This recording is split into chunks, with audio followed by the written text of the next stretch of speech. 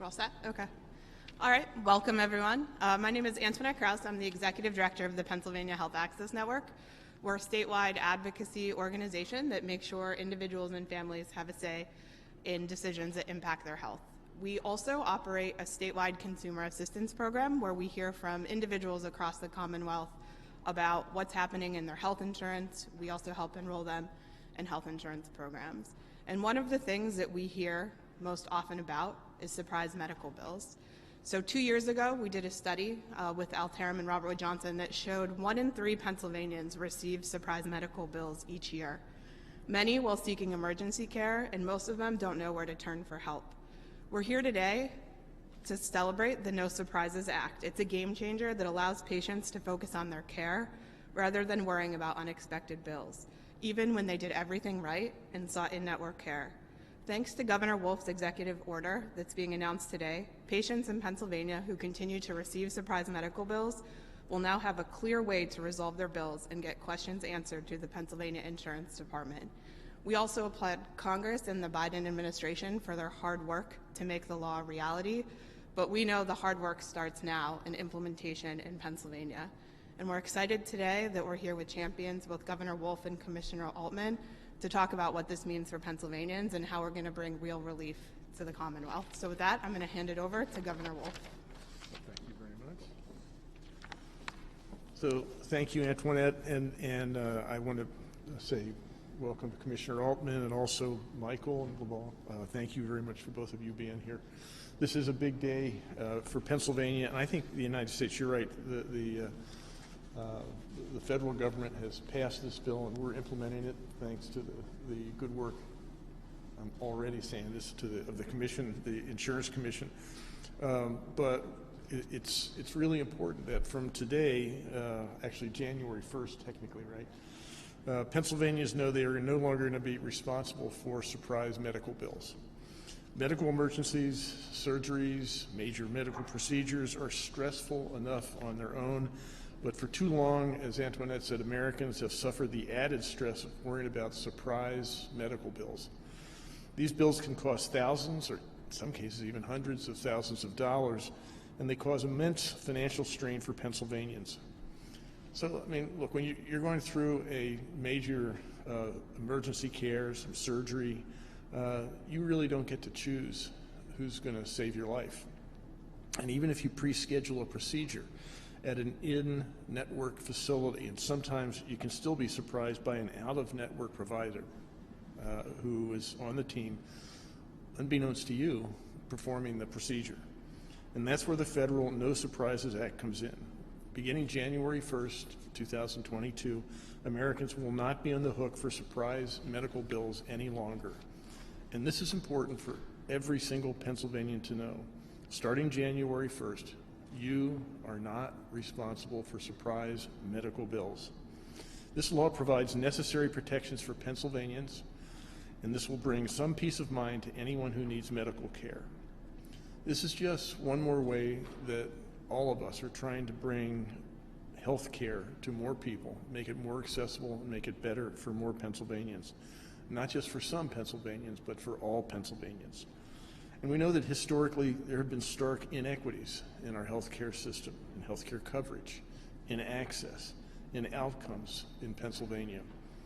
And throughout my time as governor, I have worked hard to improve health equity, including through the expansion of Medicaid and the creation of the penny marketplace. My first year in office, I expanded Medicaid under the Affordable Care Act, which opened health care coverage up for hundreds of thousands of Pennsylvanians. Before the pandemic, nearly 800,000 people were covered through Medicaid expansion. I think now that number is over 1 million. And the medical safety net provided through Medicaid expansion became, again, even more important during the pandemic when more people were able to take advantage of it. Last January, our Commonwealth launched Penny, in addition to the expanded Medicaid, Pennsylvania's one-stop shop for insurance coverage through the marketplace. In 2021, more than 340,000 Pennsylvanians got health insurance through Penny. 90% of them qualified for savings and lower costs. Through Penny, 22,640 Pennsylvanians have accessed health insurance for the very first time. and for Pennsylvanians re-enrolling in Penny for coverage in 2022, and the open enrollment period goes through January 15th. But we've seen approximately 50,000 people increase their coverage from last year. 50,000 people.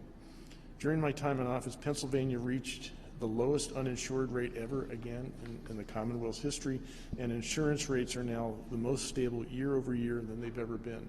I think last year when the commissioner first announced Penny, we talked about, usually people talk about the rate of increase of insurance rates.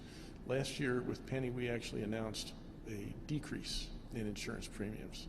That's not a decrease in the rate of increase. That was an actual decrease on average. So affordable, accessible health care coverage is crucial to our work to improve health equity in Pennsylvania. But insurance coverage alone does not protect Pennsylvanians from surprise medical bills. And no one should ever have to choose between going to the doctor or putting food on the table. And often surprise medical bills forces people to make that choice. Surprise medical bills have put far too many families in that position. And the No Surprises Act will ensure that that does not happen again. Here in Pennsylvania, the Pennsylvania Insurance Department will be the lead agency administering the No Surprises Act. And that was what was my executive order. You should not get surprise medical bills, but if you do get one, you're not responsible for paying it. Instead, you should report it to the insurance department and let them help.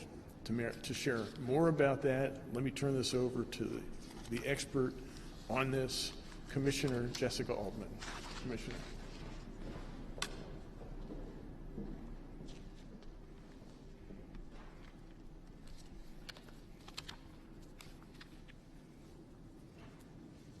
Thank you so much, Governor Wolf, for the introduction, for the opportunity to speak today about these critical new consumer protections, and for your continued commitment to the consumers of the Commonwealth. Good afternoon, everyone. My name is Jessica Altman, and I have the privilege of serving as Insurance Commissioner for the Commonwealth of Pennsylvania. I would like to start by taking a moment to acknowledge Antoinette Krause and Laval Miller-Wilson for their incredible and invaluable dedication to consumer advocacy. We are grateful for the work you do every day to ensure that Pennsylvanians are aware of their healthcare options and the various pathways they have to living healthier lives. We are all here today excited to see this tremendous step towards easing some of the hardships that many Pennsylvanians have endured in our healthcare system, usually at no fault of their own. The Wolf administration has remained committed to protecting patients from balanced billing, and the implementation of the No Surprises Act is an unprecedented step towards ending unexpected, upsetting, and many times financially devastating medical bills. Over the past few years, my department has received numerous complaints about surprise bills, and as Antoinette said, we aren't the only ones receiving those. For example, there was a patient in State College that received a bill for more than $2,000 for blood tests that were taken at an in-network hospital by an in-network doctor, but the tests were sent for analysis to an out-of-network lab. Another patient from Lancaster had surgery at an in-network hospital performed by an in-network surgeon, but an out-of-network anesthesiologist participated in the procedure, resulting in a $1,300 surprise bill. And in another all-too-common situation, a person in the rural area of our state suffered a fall from a ladder and needed emergency transportation by air ambulance. He faced a $55,000 surprise bill because that air ambulance was out of network.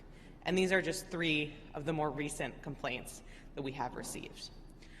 Our medical system is complicated enough, and too many Americans have been placed into significant medical debt because of bills like these. Patients should be able to focus on their health and their healing at times of struggle and in significant medical events, not worrying about what bill will or will not come in the mail and how to pay it if it does.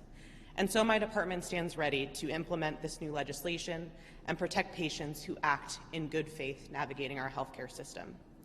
The No Surprises Act will protect individuals with coverage through their employer, through Penny, our own state-based health insurance marketplace, or directly through an individual market comprehensive health insurance company. It does not apply to consumers with Medicare, Medicaid, CHIP, or TRICARE, but that's only because those programs already had their own protections in place, so consumers remain protected from surprise balance bills with those coverages. It also does not apply surprise medical bill protections to consumers who have short-term or other limited benefit products that are not major medical coverage, or who are uninsured. However, these patients will now be able to get an estimate of the charge for a medical service ahead of receiving care, and the law now provides a process to challenge a bill that is substantially in excess of that estimate. Patients should not need to do anything to be protected by the Act, which goes into effect on January 1st. It is now the responsibility of the healthcare provider to determine if services are protected by the No Surprises Act. However, patients should know that as long as the service is covered by their health plan, they will have protections from this new and important law. Individuals who receive a surprise medical bill for services provided on or after January 1st, 2022 can contact my department at insurance.pa.gov/no surprises with any questions or to file a complaint. They can also seek assistance from their health plan, who may be able to work through issues as well. As the governor's executive order that he signed today asks of us, the insurance department will be the centralized place within the Commonwealth, receiving complaints and working with other areas of government, both state and federal, to resolve them. I want to stress that we are here to help and ensure that any Pennsylvanian that receives a surprise bill after January 1st, a bill they should not be receiving but could anyway, is given the full protection of this new law. So please, do not hesitate to file a complaint or call us if you need us. So if any consumers has questions about their insurance or an issue with their insurance, health insurance or any other kind of insurance, I encourage them to contact us. That is what we are here to do. Our website is insurance.pa.gov and our consumer hotline is 877-881-6388. While the monetary cost that I talked a bit about today of surprise balance bills is burdensome, so too is the fact that prior to these new protections, it has been consumers put in the middle and forced to navigate the complexities of medical billing in search of any reprieve, which sometimes comes, but all too many times does not.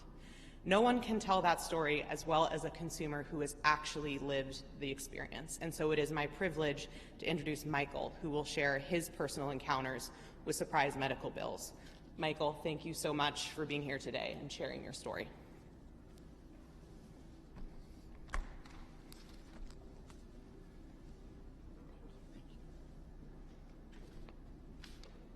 Thank you, Ms. Altman. Much appreciated. So, my name is Michael. I'm a 10-year blood cancer survivor. I have an incurable blood cancer called multiple myeloma, and it affects your bones tremendously, among other things. I'm blessed to be here today, and I was just telling the governor right before the press conference started, I'm just shy of my 10th birthday, as they call it. My 10th anniversary date for my stem cell transplant happens on December 29th. So I'm extremely honored and blessed to be here today. Over the years, I've had so many courses of treatment that I've become totally familiar with the insurance industry and the healthcare providers that I know most of the ins and outs. I was just commenting that I've got every 6 weeks to 3 months for blood work and scans and doctor visits that I'm kind of what they call a frequent flyer, so you might say. But people like me need to be extremely vigilant. There's many, many times that I would get a bill or an explanation of benefits and scratch my head and say, wow, what is this charge? So going back to just last year, and as I mentioned, myeloma happens to work on your bones. I broke my left foot in January of 2019. So I go to my typical orthopedic doctor, who I've always been to, what I knew was in network, and I saw the doctor. He fitted me with a boot for the day, and I happily go on my way. And then shortly thereafter, the explanation of benefits come, and the bill was $1,380. And I scratched my head and said, it can't be. I mean, it should have been like $180. So I start the long process of appeals, of calling, of working through the system. And as I'm doing that, unfortunately, by putting all the pressure on the right foot because I was babying the left foot, I happened to break my right foot too. So I had 2 broken feet at spring and summer most of last year. So of course, this time around, I said, you know what, I'm not going to go back to that provider. I'm going to go to my normal oncologist provider, the whole 9 yards, who I knew was absolutely in network. So I go, and of course, the doctor's in network, okay? But he used a out-of-network provider for his boot. So that bill was $380. It should have been literally just about $60. I can't stress enough how much extra stress and anxiety it puts on a chronically ill patient like myself that has to worry about spending literally its hours on the phone and documenting everything back to your insurance company or your provider to get it fixed. I happened to get very lucky. It took about 9 months, I believe in November of 19. I finally did get both resolved in my favor. And so that $1,300 bill ended up being about $180, and the $380 bill ended up being about $60, which is right where it should have been for in-network. I can't imagine other people, as you mentioned, Ms. Altman, that have thousands and thousands. And you know, it's one of those things that you think about, and mine was $1,300 or $380, but it shouldn't happen to anyone. No patient should have a surprise bill. Absolutely not. It's just should not be allowed. And I'm so appreciative of everything that's happened to get this no surprise bill put into law. So recently, by the way, my lovely wife, who's in the audience right here, she also just happened to get a surprise bill, and so did her friend, because they couldn't see their regular provider, so they were assigned a nurse practitioner. They were each billed $340. They pick up the phone and call and say, why? Well, they're out of network. But no one told them they were out of network ahead of time. It's so important for the consumer to ask ahead of time, are you in network, are you out of network?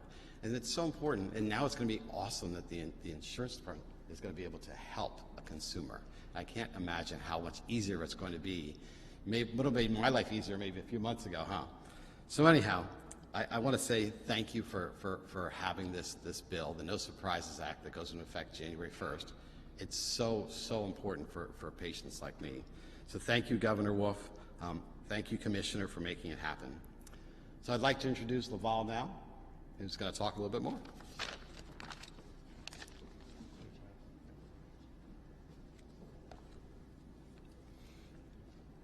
Good afternoon. I'm Laval Miller-Wilson, and I direct the Pennsylvania Health Law Project, and I'm also a board member of the Pennsylvania Health Access Network.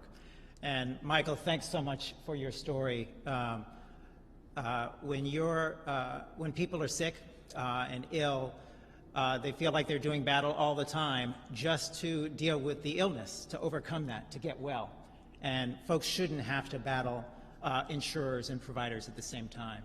And there's light that's ahead, that in 2022, on January 1st, help is finally in sight for millions of Americans and tens and thousands of Pennsylvanians because of the No Surprises Act and its protections against surprise medical billing. We're so glad that that's going to take effect on January 1st. Previous speakers have talked about what surprise medical billing is. We want to just simply commend Governor Wolf, Commissioner Altman, for their strong interest and their commitment in protecting Michael and thousands of consumers like him from surprise medical bills. Although the No Surprises Act is federal law, states are going to have a key role in enforcement. And Governor Wolf and Commissioner Altman's commitment to enforcing the act sends an important and inspiring message that our healthcare system should be consumer-centered. It should be patient-centered. And both providers and insurers are going to need to comply with this law. We're hopeful that in the weeks and the months ahead, consumers will no longer be harmed by payment disputes between providers and insurance companies. Surprise medical bills can happen to anyone. They can happen to a healthcare lawyer like me and his family. It's an issue that affects people from all walks of life.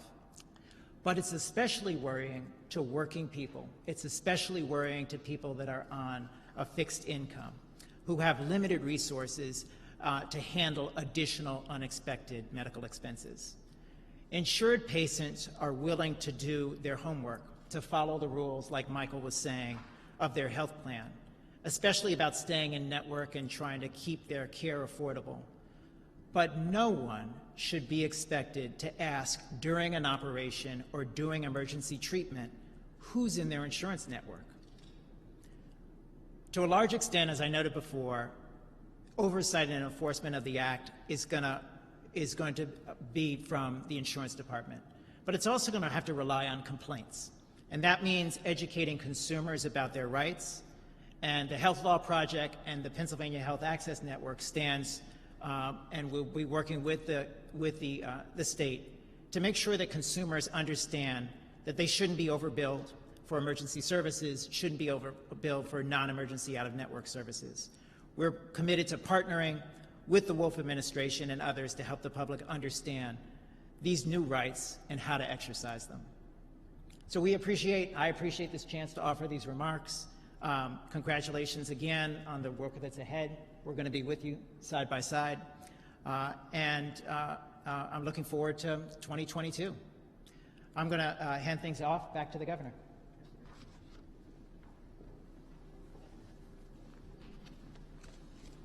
Thank you, Laval, and thank you, Jessica. Thank you, Michael. Thank you, Antoinette, for being here and helping to kick this off.